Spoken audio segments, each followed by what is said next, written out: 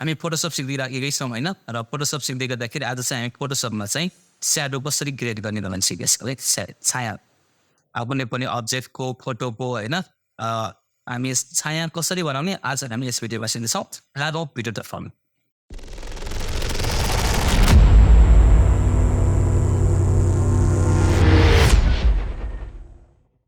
ल पहिला हामी फोटोसप खोलिहाल्छौँ फटाफट ल ओके मेरो फोटोसप खोलिसकेको छ होइन र यो फोटोसप अब यसमा कुनै अब कसको छाया बनाउने हामी त्यो फोटो ओपन गर्नु पर्यो पहिला है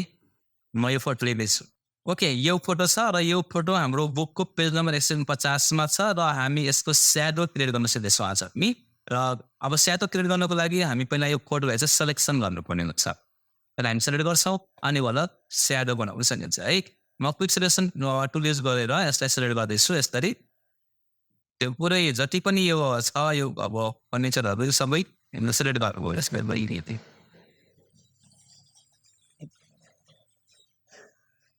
एउटाको माइनस गर्न पर्यो माइनसको लागि यहाँनिर माइनस छ है यसलाई मैले माइनस गरिदिन्छु यो भाग अनि यो एरिया पनि माइनस गर्नु पर्यो यसरी त्यसपछि प्लस यता प्लस गर्न पर्यो अनि ल यतिले त काम चल्छ हाम्रो यता यो दायरा छ नो प्रब्लम यहाँनिर थोरै त्यसकै है यसलाई ओके यसलाई पनि माइनस गर्नु पर्यो यो होला अरे हात पनि छ होइन अझै यो हात पनि सेलेक्ट गर्नु पर्यो ओके यो सेलेक्ट गरिसकेपछि हामी यसलाई कन्ट्रोल जे बटन प्रेस गर्छौँ यसको लेयर कपी हुन्छ त्यसपछि अब यसमा हामी डबल क्लिक गर्ने भयो राइट क्लिक गरेर यो ब्लेन्डिङ अप्सनमा गर्ने भयो यसमा र यसमा आइसकेपछि यहाँनिर ड्रप स्याडो लेखेको छ ड्रप स्याडो ड्रप स्याडोमा क्लिक गर्छौँ हामी र ओके गरिदिन्छौँ यस छाया बनेर आयो अब यसरी हामीलाई चाहिएन भने यसलाई हामी आफै कन्ट्रोल गर्न पऱ्यो भने यसमा यो ड्रप स्याडो लेखेर आयो जुन लेयर स्टाइलमा यहाँनिर यो इफेक्ट यसमा राइट क्लिक गर्दैछु क्रिएट लेयर क्लिक गर्दैछु ओके गर्दै यो लेयरको रूपमा क्रिएट भइहाल्छ अब म यसलाई कन्ट्रोल टी प्रेस गरेँ ट्रान्सफर्म र कन्ट्रोलसँग यो बिचको पोइन्टबाट यसरी हामी सार्ने भने यो हाम्रो छाया बनिहाल्छ कता साइडमा राख्ने कसरी राख्ने अब हामी जतासुकै यस्तै राख्न सक्छौँ र यसरी लगेर हामी ओके गरिदिने भने यो हाम्रो छाया बनिहाल्छ त्यो एकदमै बेसिक भयो अब छाया बन्नु होइन यसरी हामी छाया क्रिएट गर्न सकिन्छ बनाउन त्यस्तै गरी अरू कुनै अब्जेक्टको छ भने है जस्तै म एउटा न्यू डकुमेन्ट लिँदैछु यहाँनिर यो एफोर साइज त्यसपछि गएर यो र क्लियर गरेँ मैले र यो साइजमा र मानौँ म एउटा अब्जेक्टको रूपमा बल लिँदैछु एउटा यहाँनिर मैले बल सर्च गरेँ त्यसपछि इमेज र यहाँबाट कुनै एउटा बल लिँदैछु मैले यो लिएर यो होला राइट क्लिक कपी इमेज गर्ने फोटोसप बेस्ट है यसै थोरै ठुलो गरौँ अब यसको छाया बनाउनु पर्यो त्यो हामी अघि नै सिक्यौँ यो छाया बनाउन फोटोसपको अप्सन युज गरेर यसलाई हामी मेन्युअली पनि बनाउन सक्छौँ है ब्रस टुल युज गरेर र ब्रस टुल युज गरेर बनाउनु पर्यो भने हामी ब्रस टुल सेलेक्ट गर्छौँ यहाँबाट यसको यो बलको साइजमा यसलाई ब्रसलाई लग्ने यसरी है लगभग यतिको त्यसपछि यहाँनिर यो जुन ब्रसको राउन्डनेस छ यसलाई कम गर्ने यो एङ्गल यस्तै हुने भयो यो राउन्डनेस चाहिँ कम गर्नु पर्यो यस्तै कति कम गर्ने ठिक्क पाएर राउन्डनेस अनि हार्डनेस चाहिँ एकदमै कम 0 है यसरी आउँछ र यसलाई म अझै राउन्ड गरिदिन्छु यसरी ओके र यसको कलर चाहिँ म ब्ल्याक राख्दैछु नयाँ लेयर र यसमा गएर हामी क्लिक गरिदिन्छौँ यो स्याडो भनेर आइरहन्छ होइन यसरी पनि हामी कुनै पनि अब्जेक्टको स्याडो क्रिएट गर्न सक्यौँ सकिन्छ क्रिएट गर्न सकिन्छ होइन त्यसै गरी कुनै पनि टेक्स्टको लागि हो भने है टेक्स्टमा पनि विभिन्न स्याडोहरू दिएको हुन्छ इक्जाम्पलको लागि म यहाँबाट एप्पल स्याडो लिएर एउटा टेक्स्ट टाइप गर्छु यहाँनिर है र म टेक्स्ट टुलमा गएँ र यहाँबाट चाहिँ म लिँदैछु क्लिक गरेर के अरे है यहाँ एनएनजी सेन्टर है र अघि गर्दै मैले कन्भर्ट टी गरेँ त्यसपछि यसलाई मैले ठुलो गरेँ यस्तै यतिको र यसलाई मैले ओके गरिदिएँ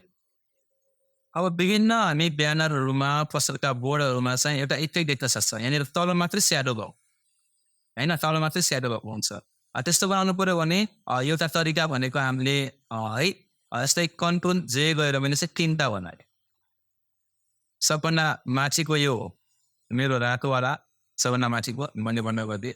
सेकेन्डमा मैले यसलाई गर्दैछु व्हाइट यसको पनि म यो हाइड गर्दै लिएरलाई सेकेन्डमा आएको छु मैले र सेकेन्डकोलाई चाहिँ म गर्दैछु व्हाइट कलरमा यो यसको कलर मैले चेन्ज गरिदिएँ व्हाइटमा डन त्यस्तै गरी यसलाई मैले हाइड गरिदिएँ तलकोमा आएँ र यो तलको पनि यो रेडमा छ यसलाई मैले क्लिक गरेर चेन्ज गर्दै यसको कलर ब्ल्याकमा यो वाला ब्ल्याक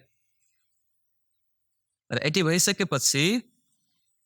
मैले यसलाई सो गर्दैछु यस्तैमा अब सुरुकोमा हाम्रो यो रातो छ सेकेन्डमा व्हाइट छ र थर्डमा हाम्रो ब्ल्याक छ यो कलर कुनमा के छ थाहा भइराखेको छैन भने यहाँ देखाउँछ है यसमा रेड कलर छ यो लेयरमा चाहिँ यो व्हाइट कलर छ यो लेयरमा चाहिँ यो ब्ल्याक कलर छ यहाँ देखाउँछ कुन छ भनेर र म व्हाइटमा क्लिक गरेँ यसै थोरै एरोले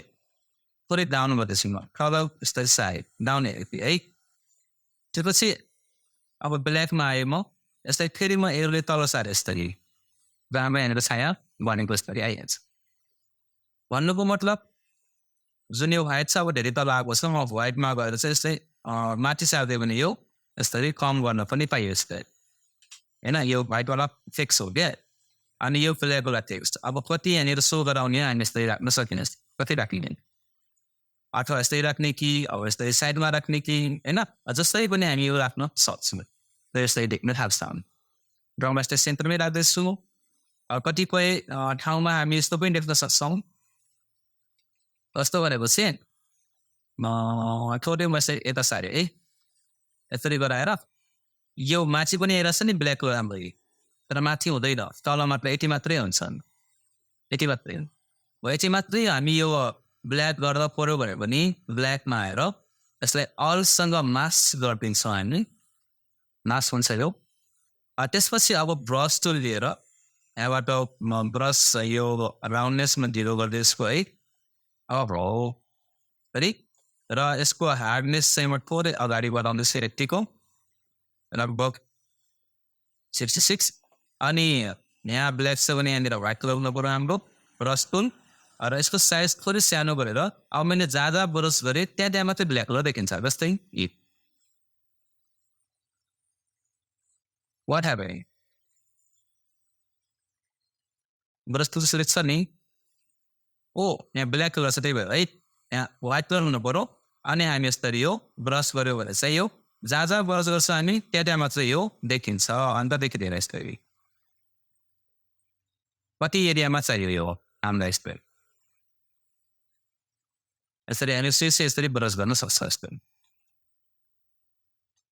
जति एरियामा चाहियो है यस्तो जेमा यता माथि पनि हेऱ्यो म यसलाई हटाइदिन्छु एक्सप्रेस गरेँ जस्तो हटाइदिन्छु र स्टाइलको लागि यो आइबम पनि म राखिदिन्छु यस्तरी है यस्तरी यस्तरी यो आइब यसमा मात्रै तर यस्ता पनि यसरी हामी यो टेक्स्ट तयार पार्न सक्छौँ तलको मात्रै छाया यस्तै सकिन्छ बनाउन ओके र एउटा अर्को तरिका भनेको हामी यस्तै पनि राख्न सक्छौँ है जस्तै मैले यस्तै कपी गरेँ तल होइन हामीर र यसमा मैले डबल क्लिक गर्दैछु ब्लेन्डिङ अप्सनमा यसमा र यसमा जति पनि यहाँनिर अप्सन छ यो सबै हामी यो टेक्स्ट स्टाइलको लागि युज गर्न पनि सक्छौँ यदि फिक्समा छ भने होइन र यसमा मैले एउटा स्ट्रोक दिन सक्छु यो स्ट्रोक यहाँनिर छेउमा स्ट्रोक आइहाल्छ र स्ट्रोकको साइज कति राख्ने हो होइन अनि कलर कुन राख्ने हो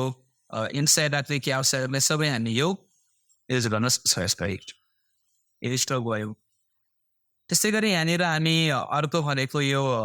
होइन आउटर ग्लो दिन सक्छौँ ग्लो दिन सक्छौँ त्यस्तै गरी हामी बेबल इफेक्ट दिन सक्छौँ यो